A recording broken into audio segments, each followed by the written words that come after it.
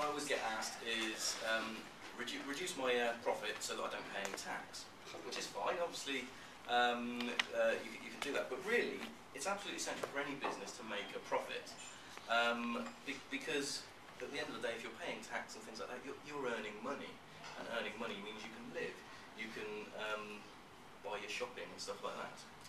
But really, as well, if you're looking at your business and thinking about the future of it, if you want to have a sellable business, so if you've got a 5-year plan and you want to resell the business in the future, then it has to be making profits to do that. Otherwise, it's worth nothing. And also, has anyone tried to get finance or a mortgage when their profit is showing a lot, when their accounts are showing a loss? It's really difficult to do. So actually, you need to be making a profit and thinking about that rather than just concentrating on your tax liability. So tip number 1 is review your charge-out rates.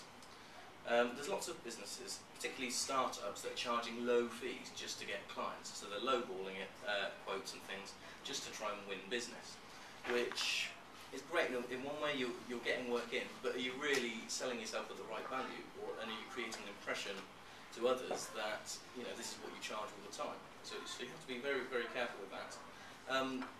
I think my biggest piece of advice is be confident and be prepared to lose clients if they don't accept your fees. There may be some room for negotiation, but if someone really wants to take the mick and have a really low fee, then maybe they're just not worth it as a client.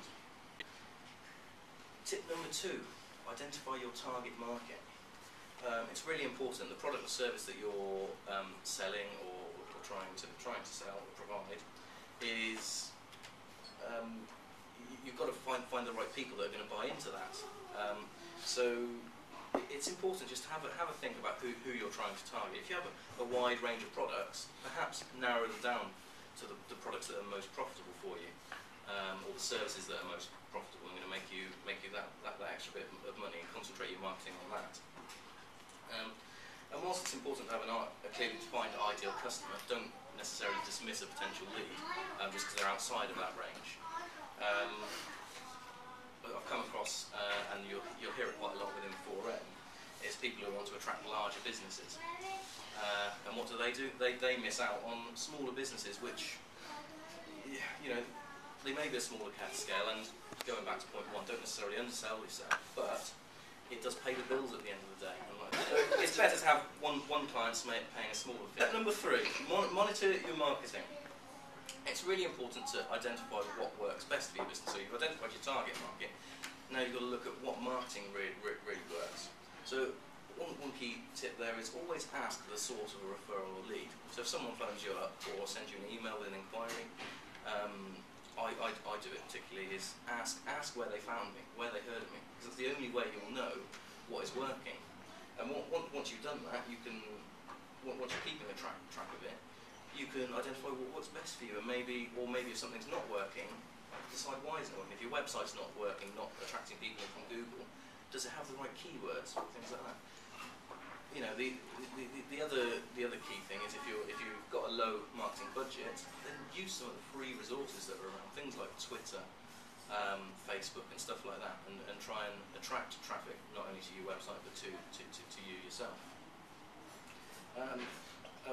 Once you know what works best, like I say, concentrate on those areas. But I would also say it's quite important to keep a mix of marketing, because you don't want to sort of put all your eggs in one basket. Step number 4. This is the accountant within me. Cost reviews. You should keep a regular review of your costs. And to do this, you need to keep on top of your bookkeeping and compare them against budgets. Monitoring those kind of issues can really help save you some money. Be choosy when selecting new suppliers. Always get a couple of quotes. Never just go with the first person that you see. And keep an eye on the potential savings that can be made. One key bit of advice there: don't necessarily switch a supplier just purely based on price, because you've got to remember a good service may well be worth paying a few extra quid for, and if you change, you might well ruin any previous relationship and never be able to go back. Again, it's all looking at 4M, the meet, learn, no trust mantra can come into that quite a lot. Hot tip: cash is king. For any small business, cash is actually more important than profitability. To improve your cash flow, you've got to ensure that your sales invoices are paid promptly. Have good credit control systems in place. You may want to reduce your credit terms, or even consider getting money up front. It's becoming a much more popular thing nowadays. And don't forget, you have bills to pay too.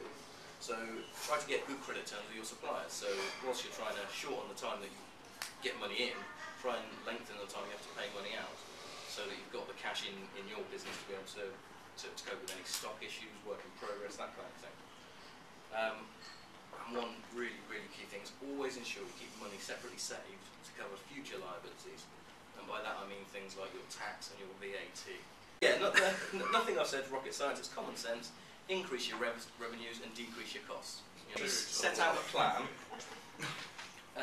for each area of your business and how you can sort of plan when you're going to review your costs, how you're going to review your marketing, and keep a constant eye on it. I mean, you don't necessarily have to have a formal business plan, particularly as small businesses. I don't know what to say that you should have a nice Excel spreadsheet comparing everything all at the same time, but you don't necessarily need that when you're getting going. Sometimes it's more important just to get out there and get clients in and you know, sort of do things off the cuff a little, but you do still need to rein yourself in a little bit and keep an eye on what you're doing. So even if it's just a regular review, maybe once a quarter, just to keep an eye on your marketing costs, issues like that. And it may also be beneficial to outsource some of the services you use. So if you need things like virtual assistants, marketing. So does anyone have any questions? Or Phil, how would you go about choosing a bank? You know, particular things. If you're looking to open a business account, what would you do? Give them a wink when you wear a pink badge. It's important to look for the deals for you, particularly if you're a startup business. Look for the 2 years free banking and things like that. Or speak to someone like Don, who will tell you you can get free banking with co-op and stuff. But really, it comes down to testimonials again. Just ask people what the best banks that they get good service with. Some are better than others for starting up. Earlier on, when you said that it's important to get your products down to the ones that are profitable, it's true. But I think Mark will tell you, I used to have a builders merchants as well. And one of the important things, of course, is to have a pretty broad range of products to attract people in, even if it's not making money. What it does do is it brings people in. You can always tinker. So it's not saying get rid of all the profit. Sometimes you've got to have some lost leaders in there, haven't you? And of course, and it does depend on the business itself. Yeah. But I've seen people who start up a business as just as a consultant, and suddenly they're selling this, that, and the other. And what do they actually do? What's their core business? Yeah. And what service do I want? Builders merchants, you've got to have stock of virtually everything, but maybe you look at what stock you're holding, and obviously if things aren't a very good seller, you don't want it to go down in value, do you? So that's right. Mary, Queen of Shops, did a very good thing on that. Did anyone see that? She took, I think it was a hardware store, and it had so much in it, and she stripped it all back because they had too much. And other things with that. I mean, if you've got a good supplier who could perhaps get you things the next day, so if someone comes in and they're prepared to wait a day, maybe if you can get them. What was quite interesting is I know Don does a foresight around when you set up your business. Yeah. When your target is to sell it or to run it to pay for your lifestyle, and that goes back to if you want to sell it, you need a profitable business, and then actually putting everything through the books and doing it all properly is quite important if you want to realise the best price you can. Just sort of there is a lot of synergy in that, and it is because I think a lot of people get obsessed about being tax efficient. Is what you're saying. Yeah. And if you're going to sell a business, you really don't want it to be too tax efficient. So you've got to keep as much in the company as you can. You want to make it as right as possible, because then you've got no problems with tax or selling it or anything like that. But it always bugs me a bit when that's the first question people ask is, how do I pay no tax? Yeah. And you're like, well, you don't earn any money. I don't know. What's your opinion on when people start up? When should they see an accountant? Because my feeling is a lot of startups leave it till the end of the year and go, oh shit, that's exactly what they do. I would say it should be one of your first ports of call, even if it's just to get some initial advice. And that advice would be: do you want to set up a limited company or a a sole, or just run as a sole trader, that kind of thing. So you should always go and there's loads of accountants that'll offer free 1-hour consultations. But I mean, to do that, and there's lots of people who will go and see 3 or 4 accountants and get lots of little bits of advice. And you know, if you are just going to be a sole trader and want to earn, say, £20,000 for the first couple of years, you don't necessarily need an accountant. You'll be able to do your own personal tax return, but it's good to have those little hints and tips and bits of advice to get you going. Well done, Phil. Great. Excellent. Well done, Phil.